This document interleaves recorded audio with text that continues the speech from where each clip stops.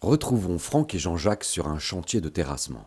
Franck, entrepreneur d'une petite entreprise de terrassement, et Jean-Jacques, l'un de ses chefs d'équipe, sont sur un chantier en phase de terrassement.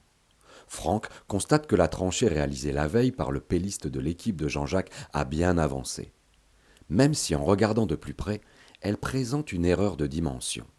Elle est trop étroite.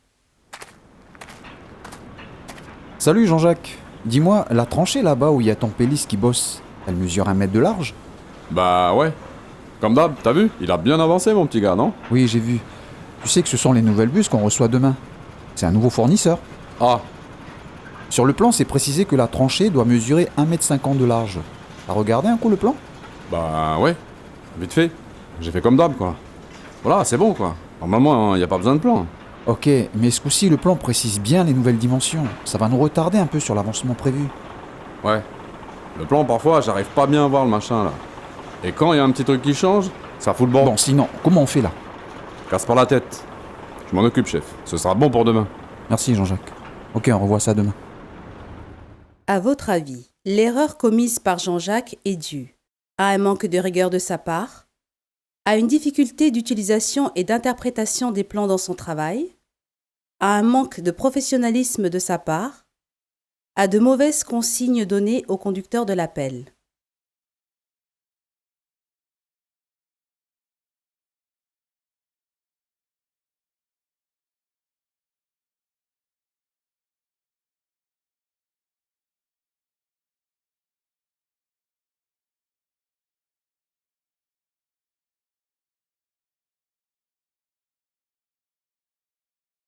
Bien que dans cet exemple Jean-Jacques soit responsable, il est plus utile de se focaliser sur les situations qui mettent en évidence des difficultés que de se concentrer sur les personnes. Pas d'idée reçue. Les personnes en situation d'illettrisme peuvent parfois faire partie de l'encadrement. À retenir, adopter le réflexe de se concentrer davantage sur les situations problèmes que sur les personnes. Privilégions le quoi plutôt que le qui.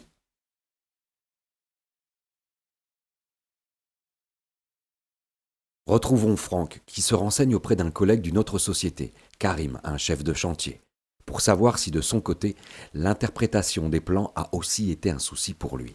Notons au passage les conséquences que ces situations peuvent générer dans le déroulement des travaux et leur impact sur la productivité des entreprises.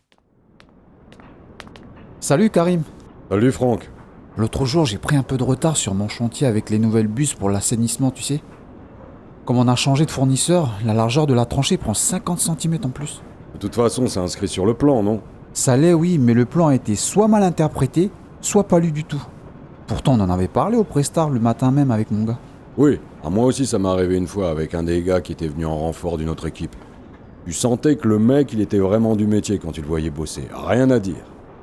Un jour, je lui envoie une modification par mail sur un permis de creuser, suite à un retour du bureau d'études, pour lui dire que l'emplacement avait changé.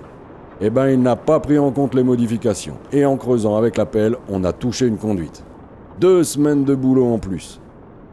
En fin de compte, il m'a avoué que les papiers, il était pas trop à l'aise avec tout ça. Il n'avait trouvé personne sur place pour lui expliquer mon message. Et voilà, il a quand même voulu avancer et... Dommage, hein, parce que c'est vraiment quelqu'un qui travaille bien sur le terrain. Moi aussi, j'adore bosser avec mon chef d'équipe. C'est quelqu'un de très carré dans son travail. Il gère bien avec les mecs de son équipe. Je voudrais en parler avec lui si l'utilisation des plans c'est un souci. Qu'est-ce que t'en penses? Il est important de dissocier la maîtrise partielle des compétences de base et le niveau de compétences métier, souvent bien consolidé grâce à l'exercice même du métier. Généralement, les personnes en situation d'illettrisme usent de stratégies pour pallier à la maîtrise partielle des compétences de base dans l'exercice de leur métier. Ces stratégies leur permettent de dissimuler leurs difficultés. Elles souhaitent généralement qu'elles ne se remarquent pas et laissent le moins d'indices possible pouvant aider à repérer ces difficultés. De nouveau, se concentrer sur les situations problèmes s'avère plus efficace pour le repérage des personnes en situation d'illettrisme, le quoi plutôt que le qui. Je pense que tu as raison, c'est quand même un peu délicat. Si votre relation est bonne, peut-être que tu devrais choisir le bon moment et aborder ce sujet en douceur. Ok, C'est dingue que je m'en aperçoive que maintenant. C'est qui chez toi qui s'occupe de l'administratif? On n'est que deux. Faudrait que j'en parle à Cynthia. Elle s'occupe de tout ce qui est papier, les formations et tout le reste. Heureusement qu'elle est là. D'après vous, Franck devrait directement aller voir Cynthia pour faire passer un test à Jean-Jacques, enquêter sur Jean-Jacques auprès d'autres collègues en leur posant des questions, sans vouloir de ne pas avoir remarqué ce qu'il se passe, provoquer une rencontre avec Jean-Jacques pour clarifier discrètement la situation.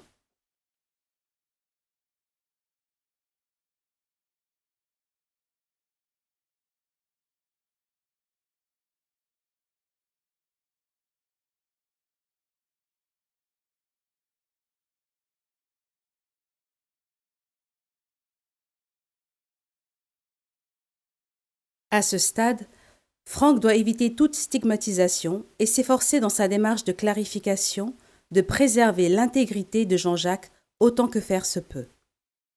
Le climat de confiance déjà installé entre Franck et Jean-Jacques est fondamental et devra être requis systématiquement lors d'une rencontre qui traite de la maîtrise des compétences de base avec une personne salariée en situation d'illettrisme. Bien que Franck s'en veuille, il n'a rien à se reprocher. Au contraire, le fait qu'il ait remarqué une situation qui puisse être expliquée comme relevant de l'illettrisme montre de sa part une certaine proximité vis-à-vis de son équipe. Dans le repérage des personnes salariées en situation d'illettrisme, la proximité et la bienveillance dans l'observation des situations problèmes sont les deux composantes d'une bonne posture. En outre, rien ne permet à ce stade de déterminer exactement si cela relève de l'illettrisme ou d'une autre problématique. Oui, voilà. Peut-être, mais d'abord, je vais en parler à Jean-Jacques. Salut Karim, merci. À bientôt, Franck. Retrouvons maintenant Franck et Jean-Jacques dans l'Algeco du chantier. Franck souhaite clarifier la situation actuelle avec Jean-Jacques. Bien que le climat de confiance et de complicité entre Franck et Jean-Jacques permette que cette rencontre se fasse spontanément, les moments d'échange à privilégier dans cette situation sont les entretiens professionnels et, le cas échéant, l'entretien annuel d'échange. Il n'y a à ce jour, dans le cadre d'un entretien individuel, aucune obligation légale en Nouvelle-Calédonie pour un salarié d'y participer. Au fait, Jean-Jacques, t'as 5 minutes là? Oui, chef, il se passe quoi? Je voudrais qu'on discute de l'autre jour avec la tranchée. C'est bon, elle est pile poil maintenant, Franck. Oui, j'en suis sûr. Je sais que le travail bien fait, c'est important pour toi. Et c'est pour cela que j'apprécie qu'on travaille ensemble. Je vois bien que ça se passe plutôt bien dans ton équipe. C'est d'autres choses dont je voudrais te parler. Ah, et quoi alors? Tu te rappelles quand tu m'as parlé du plan, que tu te sentais pas à l'aise avec la... Ok, encore ça? Jean-Jacques, je voudrais juste qu'on en parle. Tu sais, comme je t'ai dit, je pense que t'es compétent. J'apprécie de travailler avec toi et je veux que ça continue. Mon intention, c'est d'en parler avec toi pour comprendre ce qu'il se passe. Tu peux me faire confiance. Mon job, c'est ça aussi. Il y a des fois, quand je vois le plan, il y a rien qui sort. Ça dépend, il y a des fois, je m'en sors, mais là, je reconnaissais pas les machins d'habitude. Je sais pas quoi vous dire, chef. Jean-Jacques, c'est bon. Merci pour ta franchise. Rassure-toi, ce sera tenu confidentiel. Qu'est-ce que tu peux me dire d'autre? Sur quoi d'autre tu rencontres des soucis? La confidentialité est le maître mot dans cet échange. C'est un élément fondamental qui doit être au plus tôt au cœur de la relation afin de rassurer la personne concernée, en l'occurrence Jean-Jacques. La posture de Franck est ici bien équilibrée entre bienveillance, neutralité et confidentialité. Cet équilibre est possible car la confiance est de mise entre Franck et Jean-Jacques. Il y a des trucs, je m'en sors pas trop mal, mais dès que faut bien machiner, là je comprends plus, je sais plus quoi. Hein. Écoute, chef, tranquille. Ce que je te propose, c'est que je vais voir si on peut se faire aider. Par qui? Pour faire quoi? C'est trop tard maintenant. L'autre jour, j'ai vu qu'il y avait pas mal de formations prévues pour les employés. Peut-être que ça pourrait t'aider. Ok, mais je retourne pas à l'école, moi. Hein. T'inquiète, c'est fini l'école. Les formations, c'est fait pour les adultes maintenant. C'est plus comme avant.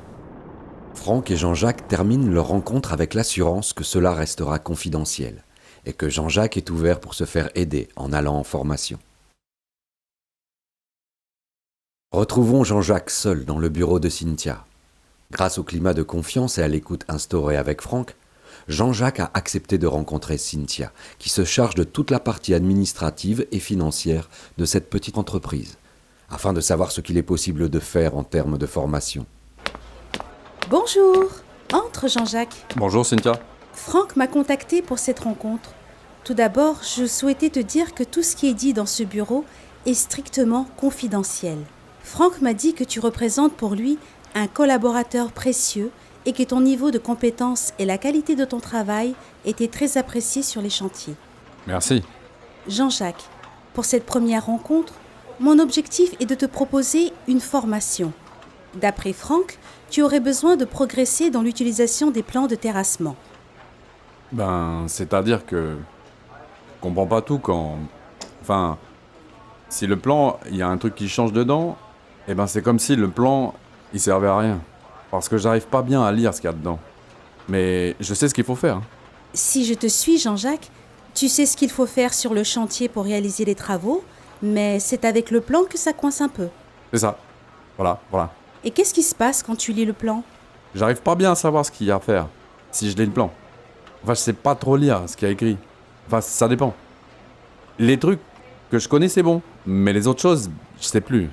Est-ce qu'il y a d'autres documents avec lesquels c'est compliqué ? Ça, c'est presque tous. Sauf ceux qu'on m'a montrés déjà, c'est bon. Mais après, c'est... Ok, Jean-Jacques. Je pense qu'avant de te proposer une formation sur la lecture de plans, je vais te proposer une sorte de remise à niveau pour que tu te sentes plus à l'aise avec les documents écrits, même ceux qui ne font pas partie de ton travail. Qu'est-ce que tu en penses ? Cynthia, ça va durer combien de temps ? J'ai pas envie de faire l'école encore. Je suis plus un gamin et c'est difficile. J'ai 40 ans. Voilà, c'est... Tu sais, c'est... Bien sûr, Jean-Jacques. Je comprends tes inquiétudes et elles sont légitimes. Je connais plusieurs intervenants qui sont spécialisés pour ce genre de formation et je peux t'assurer que c'est différent de l'école que tu as connue. Ce sera un grand soulagement pour toi et c'est la société qui s'engage pour cela. C'est aussi important pour l'entreprise que pour toi. Es-tu d'accord avec ça ? Bon. Ok. On fait comment ? Je fais le nécessaire et je te recontacte. En attendant, réfléchis à ma proposition. Ok. À bientôt, Jean-Jacques. Cynthia a rassuré Jean-Jacques sur le fait que la formation est différente aujourd'hui de ce qu'il a connu par le passé. Même si tout se passe relativement bien ici, nous verrons que parfois l'adhésion de certains salariés peut présenter plus de résistance. Notons qu'elle ne présuppose pas qu'il s'agit d'une situation d'illettrisme. Ce n'est qu'au travers du questionnement et dans l'écoute de Jean-Jacques qu'elle a pu le déterminer. Dans ce cas précis, il s'agit d'une situation d'illettrisme caractérisée. Jean-Jacques, bien qu'ayant été scolarisé, a peu à peu laissé les compétences impliquant la lecture et l'interprétation des écrits de côté, jusqu'à ne plus être capable, de manière autonome, d'intégrer une compréhension et une utilisation fine des outils de travail utilisant les écrits. Cela dit, son socle de compétences métiers, plutôt lié à la pratique du terrain, a continué, lui, à être alimenté, développé et mis à jour régulièrement. Ce que nous retiendrons de cette séquence. Les situations d'illettrisme peuvent parfois se retrouver au sein de l'encadrement. Pour être le plus efficace possible dans le repérage des personnes en situation d'illettrisme, concentrer davantage son attention sur les situations problèmes que sur les individus. L'impact de certaines erreurs dues à l'illettrisme engendre des conséquences sur la productivité et l'organisation des entreprises. La confiance, la confidentialité, le respect de l'intégrité des individus sont les piliers de toute approche et de prise de contact pour venir en aide aux salariés en situation d'illettrisme potentiel. Ne rien préjuger sans avoir pu échanger avec la personne concernée en respectant le point ci-dessus. Selon l'Agence nationale de lutte contre l'illettrisme, on parle d'illettrisme pour des personnes qui, après avoir été scolarisées, n'ont pas acquis une maîtrise suffisante de la lecture, de l'écriture, du calcul, des compétences de base pour être autonomes dans les situations simples de la vie courante. Il s'agit pour elles de réapprendre, de renouer avec la culture de l'écrit, avec les formations de base dans le cadre de la politique de lutte contre l'illettrisme. Dans une prochaine vidéo, Nous découvrirons d'autres situations en lien avec l'illettrisme et nous préciserons davantage les moyens de le repérer et de le distinguer d'autres problématiques présentes dans l'entreprise.